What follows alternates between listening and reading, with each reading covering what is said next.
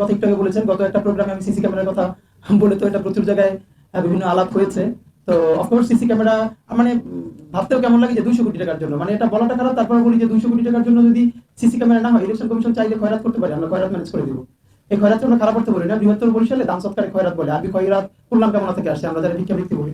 প্রবাসীরা চাইলে এই 200 কোটি টাকার সিসি ক্যামেরা দেশের জন্য এমনি দিয়ে দিবে, যারা লিমিটেড শাটডাউন করে নতুন বাংলাদেশ এসেছে। তো যদি তাদের পয়সার সমস্যা হয়, নিয়ত সহি থাকে, তাহলে ইনশাআল্লাহ আমরা সবাই মিলে সিসি ক্যামেরার ব্যবস্থা করে দিতে পারবো। কিন্তু ব্যাপার হলো এই সিসি ক্যামেরা তারা অপারেট করবে কিনা। আর সিসি ক্যামেরা ইনস্টল করতে গিয়ে যদি সময় লাগে, তাহলে ইনস্টল করতে কিয়ামত পর্যন্ত লাগলে কিয়ামতের দিন ইলেকশন হবে, তার আগে ইলেকশনের দরকার নাই।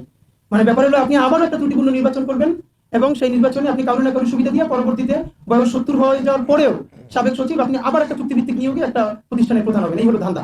তো সচিবদের ব্যাপারে আল্লাহ তো আপনাদের অনেক বড় বানাইছে, আমরা তো আপনাদের নাতিদের বয়সী অনেক। তো আপনারা মানে বাংলাদেশের সমস্যাটা হলো একজন মানুষের জীবনে কত টাকা দরকার, এইটা জীবনে আমাদের স্কুল কলেজে কোনোদিন শেখানো হয় না। মানে কয় টাকা দরকার, আমাদের বড়লোক হইতে হবে, কিন্তু আমাদের ঠিক কতটুকুন টাকা হইলে একটা ভালো লিড করা যাবে, লাইফ লিড করা যাবে, সেই টাকাটা ঠিক মতো খরচ করা যাবে, এইটা আমাদের শেখানো হয় না। আপনারা জানেন যে 25 লক্ষ টাকা ধরা হয়েছে, প্রত্যেক প্রার্থী খরচ করতে পারবে অথবা প্রার্থী প্রতি 10 টাকা। তো আমার কথা হলো যে ধরেন এই যে 25 লক্ষ টাকা একজন খরচ করবে, কয় টাকা করলো বা করলো না, এইটা ধরার প্রক্রিয়াটাকে, এটা কি ইলেকশন কমিশনের কোনো ভ্যালিড কোনো প্রসেস আছে?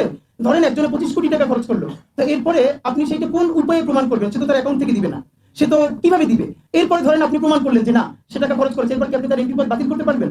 তো এইটা আসলে সম্ভব না। এটা না করে বরং কি কি করতে পারবে না এইটা আপনি তাকে বলে দেন। শুধু একটা বলি যে এই যে গত পরশু আমাদের এক বড় ভাই হলো যে শাহবাগে বিলবোর্ডটা খালি, তুমি এক সপ্তাহ ওখানে ক্যাম্পেইন করো, আমি এটা তোমার হায়ার করে দিব।